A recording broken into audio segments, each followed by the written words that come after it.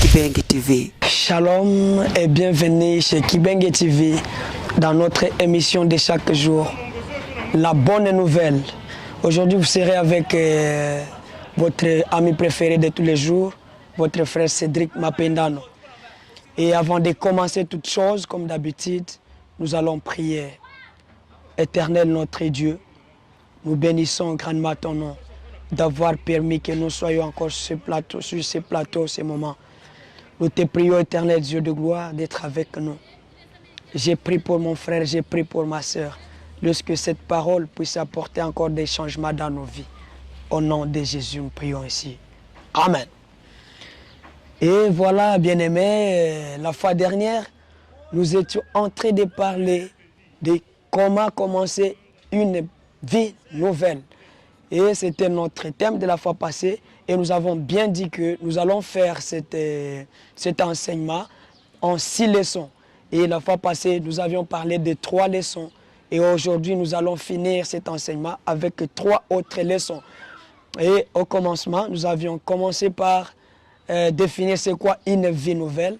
Et nous avons démontré comme quoi toutes les personnes ont une vie. Parce que tu vis et moi je vis. Donc nous vivons, mais à part cette vie que nous sommes en train de vivre, il y a encore une autre vie. Et cette vie, c'est une vie que donne le Seigneur Jésus-Christ, notre Seigneur et Sauveur. Voilà la vie laquelle nous étions en train de parler. Et après avoir défini une nouvelle vie avec Jésus-Christ, nous avions commencé une vie nouvelle dans la communion. Et là, nous avons parlé de la communion et notre relation personnelle avec Jésus-Christ et notre communion avec Jésus-Christ. Comment et quand la communion va se détendre avec Jésus-Christ et comment restaurer une vie nouvelle dans la communion avec Jésus-Christ. Après avoir parlé d'une vie nouvelle dans la communion avec Jésus, nous avions parlé d'une vie nouvelle avec le Saint-Esprit.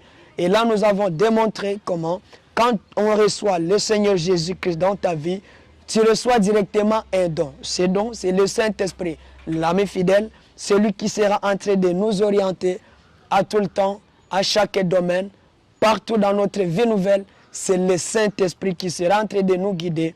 Et voilà, c'est les 3 leçons que nous avions étudiées la fois passée. Et aujourd'hui, nous commençons une nouvelle leçon. Et la leçon est intitulée « Comment commencer votre vie nouvelle de croissance en Jésus-Christ ». Et voilà.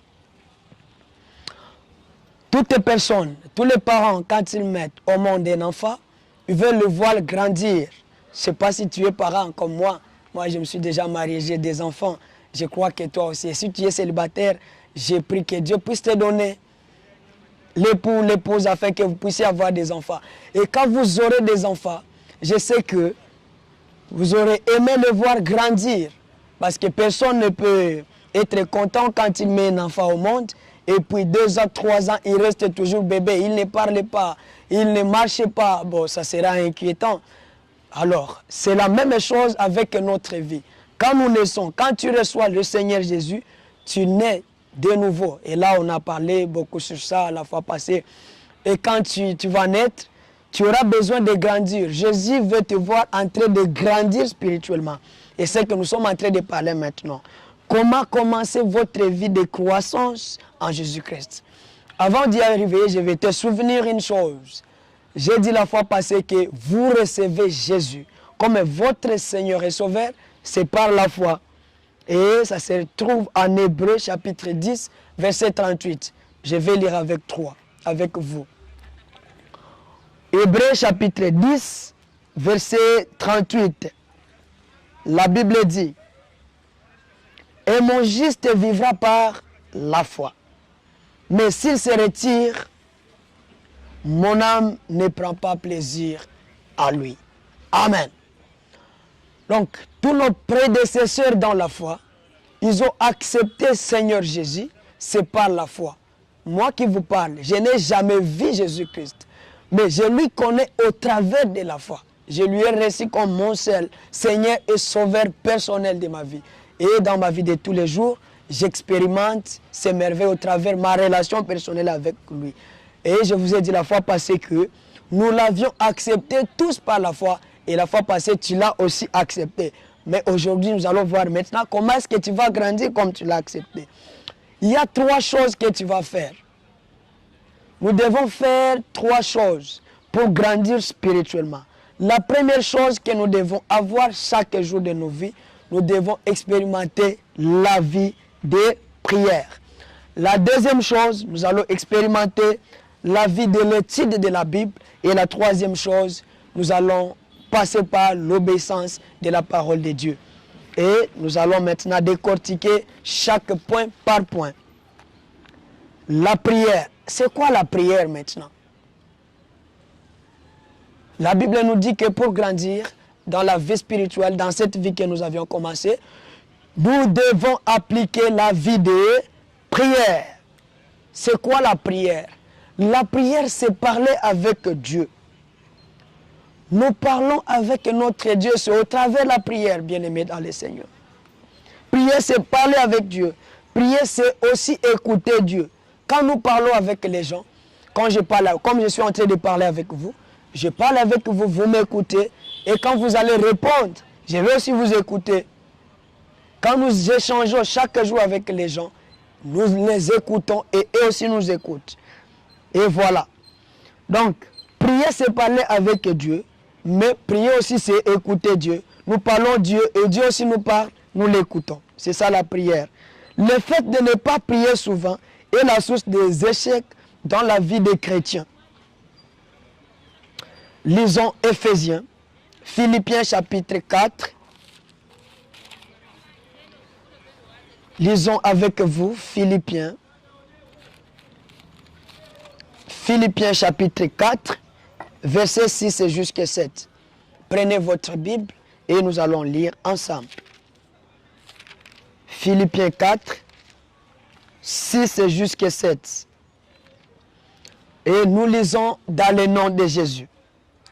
La Bible dit, « Ne vous inquiétez de rien, mais en toutes choses, faites connaître vos besoins à Dieu par des prières et des supplications avec des actions de grâce. » Amen. La Bible dit, bien-aimés dans le Seigneur, en toutes choses, faites connaître vos supplications. Faites connaître vos besoins au travers de la prière. Tout celui qui a accepté Seigneur Jésus comme son Seigneur et Sauveur, il devient enfant de Dieu et il sera toujours en train de parler à tous les moments avec son Dieu. Tu as besoin de quoi que ce soit, tu vas parler avec Dieu, c'est au travers de la prière. C'est ce que Philippiens vient de nous dire, même à ce moment, Philippiens 4, 6, 7, faites connaître vos besoins au travers de la prière. La vie de prière vous permettra de grandir spirituellement. Quand vous priez, vous améliorez jour par jour votre relation personnelle avec Dieu. Alléluia. La prière, c'est une grande chose dans la vie d'un chrétien. Tu as accepté Seigneur Jésus, mais tu fais 2, 3 jours, tu ne pries pas. Mais comment est-ce que ton Seigneur, comment est-ce que Dieu saura tes besoins si tu ne lui parles pas? La prière améliore notre intimité avec notre Dieu. Tu as commencé une vie nouvelle avec Jésus-Christ. Si tu veux maintenant grandir dans cette vie, tu dois vivre une vie de prière. Planifie ton temps. Aujourd'hui, je veux prier 3 fois par jour. Je prie le matin quand je me réveille. Je prie le midi. Je prie aussi le soir. Tu as commencé, tu as décidé de commencer une vie nouvelle. Tu dois avoir un programme de prière avec ta famille. Tu es encore célibataire, oui. Mais avec la vie de prière que tu seras en train d'échanger avec ta famille, c'est une bonne chose. Ça vous permettra de croître, d'avoir une croissance dans la vie spirituelle. Nous avions dit que la deuxième chose que tu dois appliquer, c'est le titre de la Bible. Bien-aimés dans le Seigneur, dans notre vie que nous détenons, la vie de chaque jour, si vous ne mangez pas, vous n'allez pas grandir. Notre vie charnelle nécessite la nourriture, nécessite le sport, nécessite autre chose pour vivre. Et c'est la même chose avec notre Dieu, avec la vie spirituelle. L'étude de la Bible, la parole de Dieu, c'est notre repas de chaque jour. Alléluia. Quand tu es chrétien, tu dois toujours lire la parole. Tu dois avoir un plan de chaque jour de la lecture de la parole.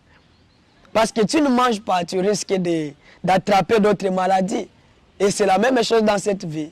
Tu dois lire la parole de Dieu. La lecture de la Bible chaque jour. Quand tu lis chaque jour la Bible, et tu retrouves la force de chaque jour. Maintenant, une question. Comment Dieu parle avec les hommes?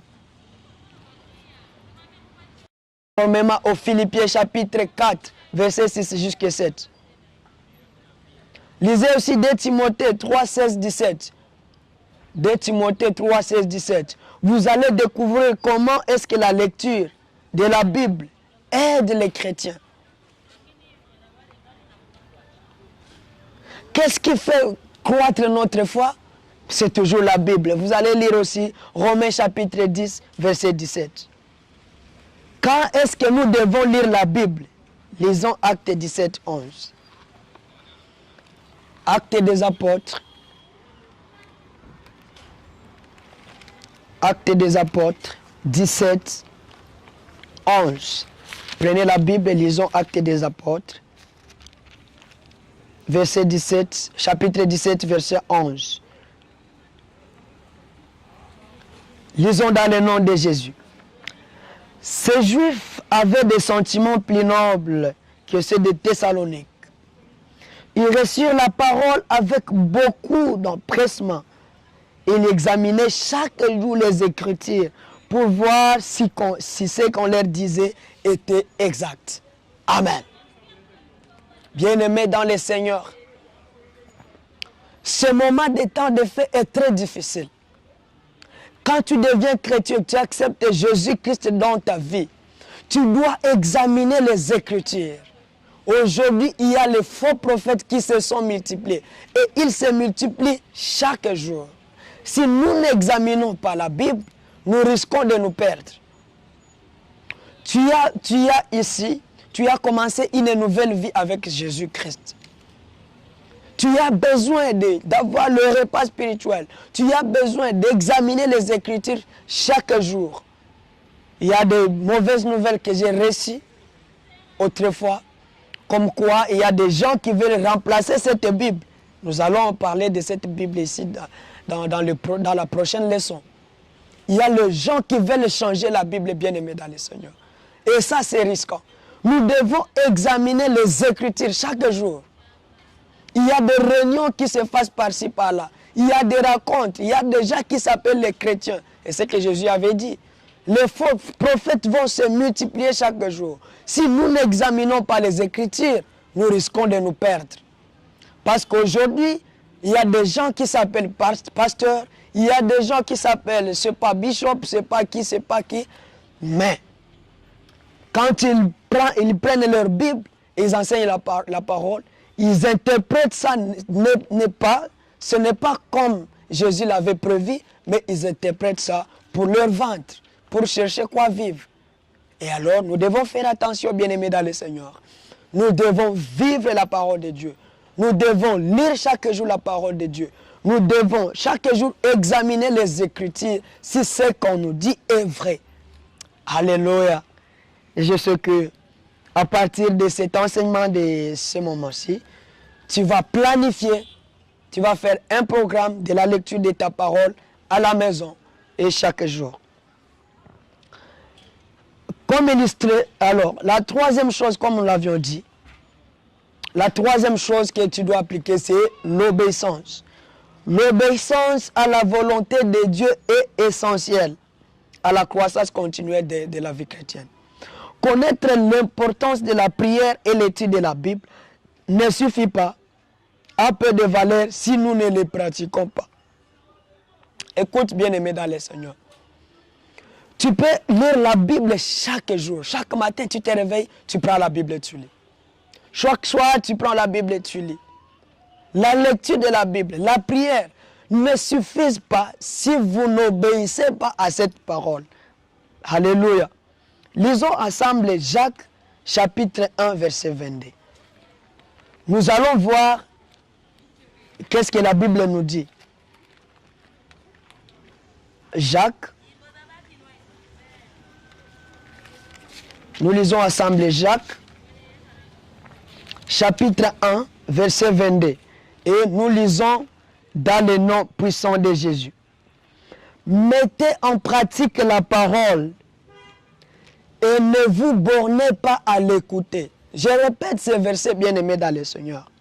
Mettez en pratique la parole et ne vous bornez pas à l'écouter. En vous trompant vous-même par de faux raisonnements. Alléluia. Quand vous lisez, quand nous lisons la parole de Dieu, quand nous lisons la Bible, il y a des interprétations qui nous viennent en esprit. Et parfois même le diable entre à notre esprit. Il y a un verset que tu peux lire dans la Bible et tu l'interprètes d'une autre manière. Et même le diable peut t'aider à l'interpréter d'une autre manière. Nous allons faire des exercices, vous allez voir. Mais quand vous lisez la Bible, chaque jour, et vous vous exercez à le mettre en pratique, vous allez le mettre en pratique et le diable n'aura pas la force de venir l'interpréter autrement. Parce que chaque jour, quand vous lisez, et immédiatement, peut-être vous pouvez lire la loi de Jésus-Christ, vous le connaissez. Aimez-vous les uns les autres. Ou bien, honorez le père et la mère afin que vous vivez longtemps sur cette terre. Vous pouvez lire ces versets. Ça ne suffit pas. Si vous lisez ce verset-là, et vous savez dans votre esprit, respecter les parents, c'est bon, la Bible nous dit qu'il faut respecter les parents. Mais est-ce que, normalement, vous respectez les parents? Parce que la Bible dit, si vous honorez les parents, vous vivrez longtemps sur cette terre. C'est un exemple de la parole de Dieu. Mais il ne suffit pas de connaître seulement ça dans votre tête. Vous devez maintenant mettre en pratique. Vous vous exercez comment respecter les parents. Oh, j'ai lu dans la Bible, il faut, pour vivre longtemps, il faut honorer le père et la mère. Mais vous lisez la Bible et vous partez à la maison, vous rentrez. Vous mettez ça comme un bagage scientifique. Ça, ce n'est pas beau, bien-aimé dans le Seigneur. Quand vous apprenez quelque chose de la part du Seigneur, dans la Bible, efforcez-vous comment aller appliquer ça. Et c'est ça le grand problème dans nos églises aujourd'hui. Les pasteurs prêchent, on nous enseigne, on nous enseigne, on nous enseigne. Et là, nous sommes à l'église, nous disons Alléluia, Amen, Alléluia, Amen. On est là, on acclame, on applaudit, mais on rentre à la maison, on ne pratique absolument rien. Et ça, c'est un danger. Et vous trouverez toujours, c'est dans les églises qu'il y a encore des voleurs, c'est dans des églises, il y a encore des sorciers, c'est dans des églises, il va à l'église, il prie, mais le soir, il part voir les féticheurs. Tu vois tout ça. Bien-aimé dans le Seigneur, lire la parole, prier ne suffit pas, mais il faut le mettre en pratique. Alléluia. Je sais qu'au travers de ces enseignements, vous allez vous exercer maintenant à mettre la parole de Dieu en pratique. Et voilà, bien-aimés dans le Seigneur, si vous voulez croître spirituellement, vous voulez avoir la croissance spirituelle, il faut la prière, il faut mener une vie de prière, une vie de lecture de la parole de Dieu et l'obéissance de la parole. Pour y arriver, qu'est-ce qui va vous aider à le faire? C'est le Saint-Esprit. Vous aviez des faiblesses dans la lecture de la parole de Dieu. Vous aimez lire des livres et des livres et des livres, mais vous n'avez pas l'habitude de lire la parole de Dieu. Aujourd'hui, c'est le temps. Commencez, mettez votre plan d'action. Commencez à lire la parole de Dieu. Et le Saint-Esprit va vous aider. Alléluia. Le Saint-Esprit va vous guider. Le Saint-Esprit va vous donner la force de prière. Je prie que le Saint-Esprit vous fortifie. La cinquième leçon que nous allons voir aujourd'hui, dans la leçon de comment commencer une vie nouvelle, on va aussi étudier comment commencer votre vie nouvelle dans la parole de Dieu. C'est quoi d'abord la parole de Dieu? Bien-aimé dans le Seigneur, Dieu a inspiré la Bible, sa parole à l'homme. Donc, la Bible que je détiens ici maintenant, que je suis en train d'utiliser, cette Bible est multipliée bien sûr par les hommes et écrite par les hommes, mais sous l'inspiration de Dieu lui-même. Alléluia. Pendant l'Ancien Testament, Dieu a utilisé les gens. Il a utilisé les gens comme Moïse, il a utilisé Abraham et les autres que vous connaissez de l'Ancien Testament. Il parlait avec eux. Et ce qu'il parlait avec eux, il le parlait aussi avec nous qui viendrons. Alléluia. Et à un moment donné, il a envoyé Jésus-Christ. Personnellement, la parole. Il a envoyé avec la parole. Si vous lisez Jean 1, 14, il a envoyé Jésus-Christ seul. Alléluia. Et c'est pourquoi vous trouverez que la Bible est scindée en deux parties. L'Ancien Testament et le Nouveau Testament. L'Ancien Testament, ce sont des paroles de Dieu qu'il a inspirées aux personnes, aux braves serviteurs, avant la venue de Seigneur Jésus, de notre Seigneur Jésus-Christ. Et après Jésus, Dieu a toujours inspiré cette parole, les actes, les œuvres que Jésus a fait sur la terre, afin de nous guider, afin de suivre cet exemple. Alléluia. C'est ça la Bible. Donc, la Bible, c'est la parole de Dieu. La Bible est inspirée par Dieu. Alors, posez-vous la question et pose la question à ces gens-là qui se disent qu'ils vont changer la Bible. Mais la Bible doit maintenant changer. Ça a dépassé l'état.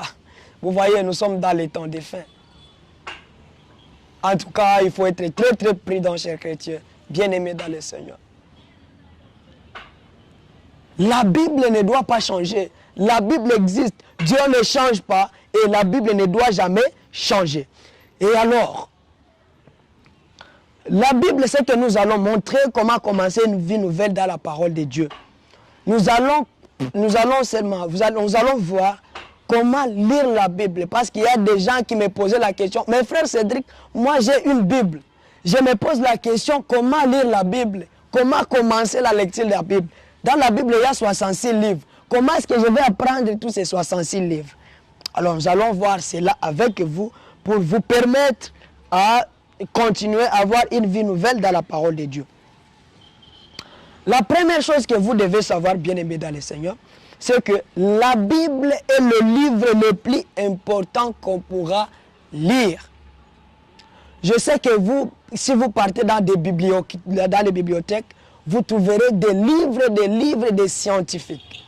Il y en a nombreux, des millions et des millions de livres qui sont écrits. Mais le plus important de tous les livres qui peuvent exister, c'est la Bible, parce que c'est inspiré de Dieu. Sachez que la lecture de la Bible n'est pas comme la lecture d'autres livres. Ça, c'est très important. Je peux prendre un livre d'un scientifique, je commence à lire, mais la Bible, il y a des stratégies, il y a des procédures que vous devez savoir pour faire la lecture de la Bible. Et cette procédure se trouve en 3 étapes. Écrivez 3 étapes de la lecture de la parole de Dieu. Première étape, c'est l'observation. Quand vous prenez votre Bible, vous voulez lire la Bible, bien-aimé dans le Seigneur, la première chose, vous devez prendre votre stylo et un papier. Vous prenez, parce que c'est la lecture, c'est l'étude de la Bible. Vous prenez un stylo et un papier. Moi, j'ai mon stylo ici avec moi. Alors, un stylo ou bien un crayon, vous prenez une feuille aussi, ou bien un papier, ou bien un carnet d'études. Vous partez dans un endroit calme. Si ça sera dans votre chambre, ça sera où? Dans un endroit calme. Et vous allez toujours commencer par la prière. Vous demandez l'orientation. Alors, dans l'étape 1 d'observation, qu'est-ce que vous allez faire? Vous commencez la lecture. Alléluia. Vous commencez la lecture dans l'étape 1. Cette étape est d'observation. Vous lisez et vous comprenez qu'est-ce dit ce passage. Peut-être qu'il faudra lire le passage plusieurs fois. Vous pouvez répéter ce passage pour remarquer tous les détails du passage. Il se peut que vous voudrez écrire les idées principales. Vous pouvez écrire même les idées principales lissées de ce passage. Voilà l'étape 1 d'observation. L'observation sert à comprendre d'abord la compréhension du passage de la Bible. Ça, c'est l'étape 1. L'étape 2, c'est l'interprétation. Dans la deuxième étape, vous allez maintenant vous poser des questions. Que veulent dire ces idées principales que vous avez relevées dans le texte que vous venez de lire? C'est l'étape de l'interprétation. Qu'est-ce que Dieu veut me dire au travers de ces passages? Alléluia. Quel message que Dieu veut me donner au travers de ces passages? Et troisième étape, c'est l'application maintenant. Dans l'étape de l'application, vous allez vous poser maintenant des questions. Quelle leçon pour ma vie y a-t-il dans ces passages? Vous pouvez vous poser des questions suivantes. Y a-t-il un commandement auquel je dois obéir, par exemple? Y a-t-il une promesse que je veux réclamer, par exemple? Est-ce que j'ai commis un péché que je dois confesser, par exemple? Ai-je une attitude que je dois changer, par exemple? Y a-t-il dans ce passage un exemple à suivre ou à ne pas suivre? Donc, en résumé, il y a l'observation. Dans l'observation, vous écrivez les idées principales du passage. Il y a l'interprétation. Vous posez les questions, que veut dire ce passage? Il y a aussi l'étape de l'application. Vous allez maintenant pratiquer les conseils qu'il y a dans ces passages. Alors, j'y vais très rapidement pour ne pas vous fatiguer. Prenons un exemple de la Bible et nous allons passer comme exercice. Lisez la Bible et ouvrons nos Bibles dans 1 Pierre chapitre 6, verset 7. Et la Bible dit: déchargez-vous sur lui de tous vos soucis, car il prend soin de vous. Alléluia. C'est comme ça que la Bible dit. 1 Pierre chapitre 6, verset 7. Déchargez-vous sur lui de tous vos soucis, car il prend soin de vous. Et maintenant, allons-y dans l'étape d'observation dans ces versets. La première question que vous devez vous poser: sur qui décharger? La réponse est sur Dieu. Que doit-on se décharger? Les soucis. Ok. Combien de soucis que nous devons nous décharger? La réponse: tous les soucis. Que fera Dieu si on se déchargeait sur lui nos soucis? La réponse: il prendra soin de vous. L'exhortation maintenant est de se décharger sur Dieu tous nos soucis. Donc, quand nous déchargeons nos soucis à Dieu, il va prendre soin de nous. Dans l'étape d'interprétation maintenant, qu'est-ce que nous allons faire? La première question que nous allons nous poser: que veut dire se décharger? Vous voyez là-bas? Que veut dire se décharger? Se décharger veut dire confier nos soucis à Dieu au lieu de porter nos soucis nous-mêmes. Vous voyez? Se décharger, ce n'est pas s'inquiéter. Vous allez lire aussi Philippiens chapitre 4, verset 6 jusqu'à 7. Vous allez procéder comme ça. Et par la suite, dans cet exemple, dans l'application, vous allez maintenant vous dire: donc, je ne dois pas m'inquiéter. J'ai quelqu'un sur qui je dois porter mes soucis. Quand j'ai des problèmes, quand j'ai des difficultés, donc c'est à Dieu que je dois me décharger. Si j'ai des questions à me poser pour la vie, concernant la vie, j'ai un Dieu à qui je dois me décharger. Et voilà, on a fini avec cette étape. Nous allons nous reposer un peu, écouter ces morceaux de cantique pour aller à notre dernier point. Comment commencer votre nouvelle vie dans la prière. Merci à vous. Dans quelques instants encore. Nikibengi TV. Hallelujah.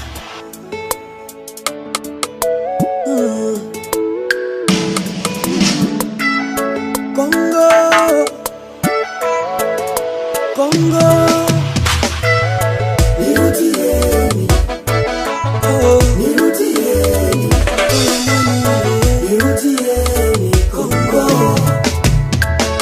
Ni Mungu nasema. Nirudieni.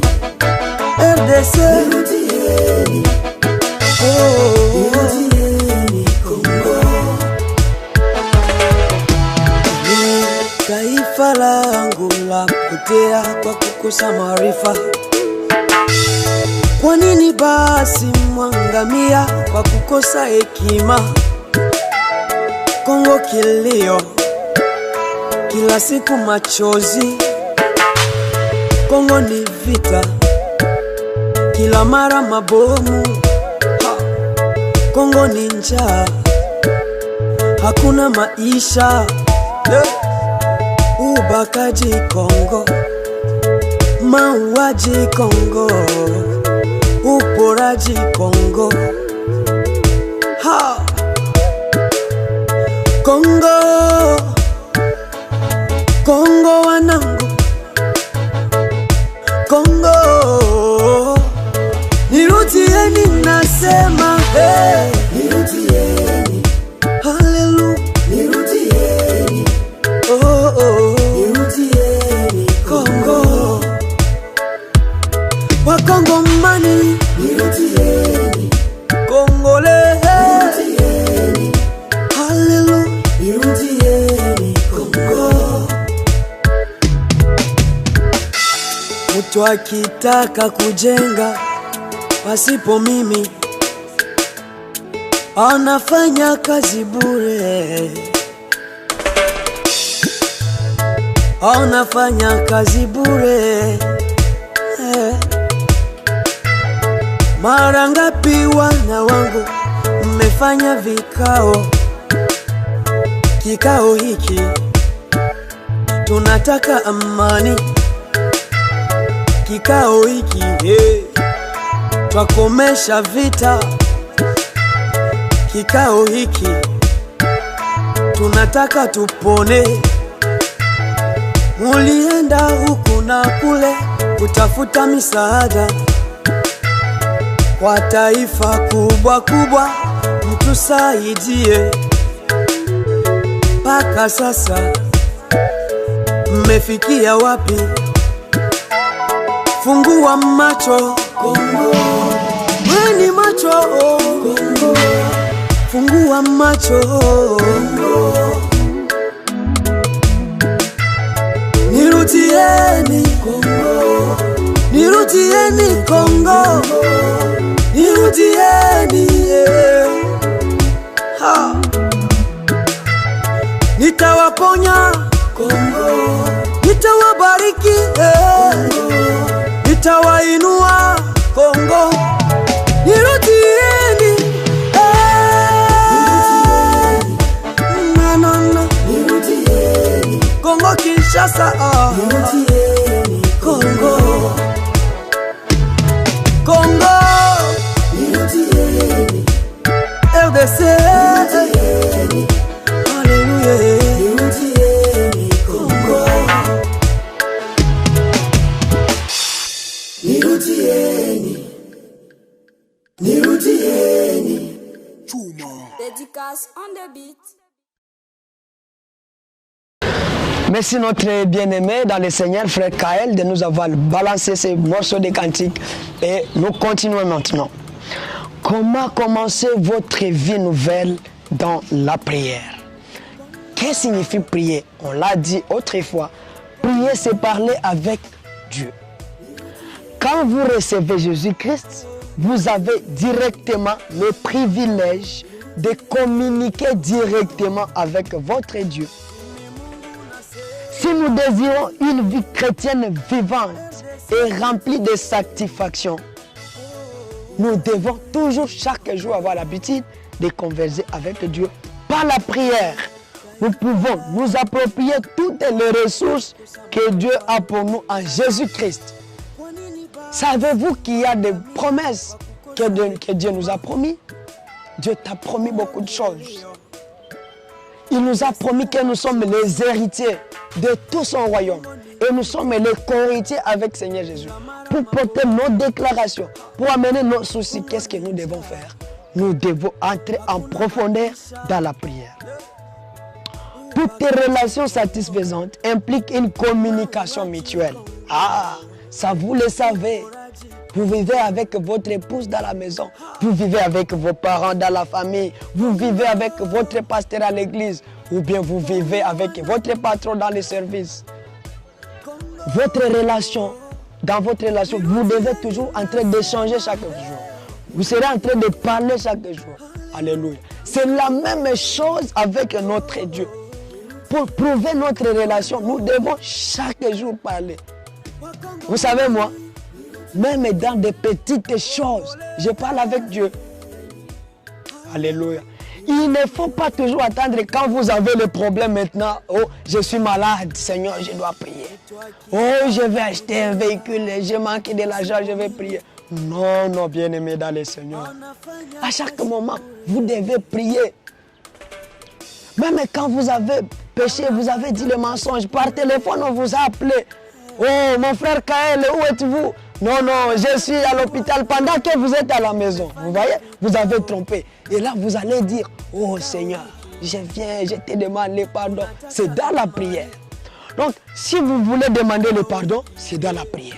Si vous voulez demander l'aide, c'est dans la prière. Si vous voulez demander quoi que ce soit, c'est dans la prière. Si vous voulez améliorer votre relation personnelle avec Dieu, c'est toujours quoi? C'est toujours dans la prière. C'est pourquoi nous devons toujours prier. Alléluia. Si vous jetez un coup d'œil aux biographies enregistrées dans la Bible, vous verrez l'importance de la communication entre Dieu et son peuple. Oui, à l'époque de Moïse, il est arrivé à un moment donné, les Israélites dans le chemin d'Égypte vers la terre promise. Vous vous souvenez? Arrivé derrière, il y a les ennemis. Côté gauche, il y a des collines, il y a des montagnes. Côté droit, il y a des montagnes. Devant eux, il y a la mer Rouge. Alors, vous vous souvenez ces jours-là? Ils étaient dans l'embarras. Mais qu'est-ce que Moïse a fait? Il est parti implorer l'Éternel. Il a dit, mais Seigneur, qu'est-ce que nous allons faire? Mais nous allons mourir ici. Moïse a fait quoi? Moïse a prié. Et après la prière, vous savez qu'est-ce qui s'est passé, bien-aimé dans le Seigneur? Après la prière, Dieu a ordonné à Moïse, lève ton bateau sur la mer et vous trouverez les passages. Alléluia. Et après avoir exaucé la prière, Moïse a levé son bateau et les Israélites ont trouvé le chemin. C'est au travers quoi? C'est au travers la prière. Il y a d'autres situations de la vie que tu ne dois pas traverser seul. Mais si tu es chrétien, sans la prière. Il y a d'autres solutions pour les trouver, bien-aimés dans le Seigneur. Il faut la prière. Je te conseille ce moment, vous qui m'écoutez, bien-aimés dans le Seigneur, menez toujours une vie de prière. Avant d'entrer dans la maison, priez. Quand vous vous réveillez, priez. Dans des petites choses, priez. Vous arrivez au bureau, priez. Vous entrez dans votre véhicule pour partir, priez. Vous faites quoi que ce soit, priez. Vous voulez dormir, priez. Vous vous réveillez, priez. Donc, bien-aimés, priez, priez, priez, priez, priez. La prière fortifie nos relations personnelles avec Seigneur Jésus. La vie de Jésus-Christ, aussi sur la terre, était une conversation vivante avec Dieu le Père.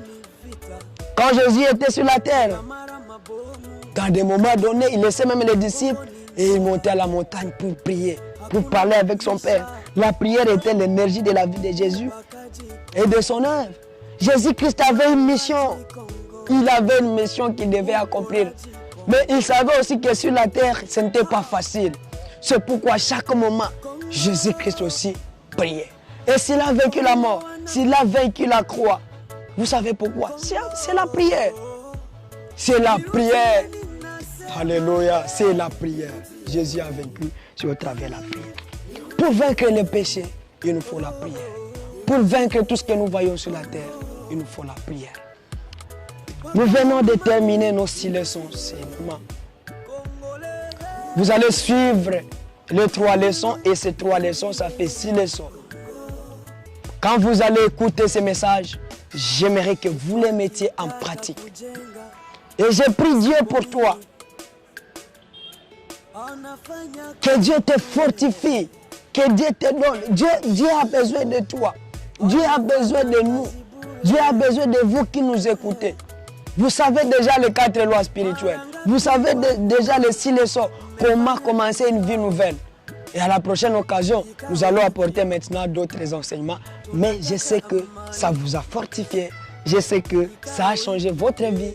Je sais que Vous allez maintenant expérimenter une vie nouvelle avec Jésus-Christ. Je sais que vous serez dans la joie avec Seigneur Jésus. Alors, je vais vous demander, si vous avez des questions, vous allez me retrouver sur WhatsApp sur 85 27 92 998. Sur Facebook, nous sommes là, Cédric Officiel, vous allez nous trouver là. Même ici en bas, dans les commentaires, vous allez poser des questions, nous sommes là, nous allons vous répondre. Même sur Instagram, nous sommes là aussi. Twitter, nous sommes là, Cédric Mapendano, vous allez nous retrouver là-bas. N'hésitez pas à vous abonner, à partager, à liker et ça va nous donner encore plaisir d'être avec vous. Que Dieu vous bénisse abondamment et que la gloire du Seigneur vous accompagne tout au long de vos vies dans le nom de Jésus. Amen. Usikose kusubscribe channel yetu, like pia na share kwa ndugu zako pia. Gusa kikengele hicho pia, kikidole hicho kinachoinukia upande wa Kibenge TV.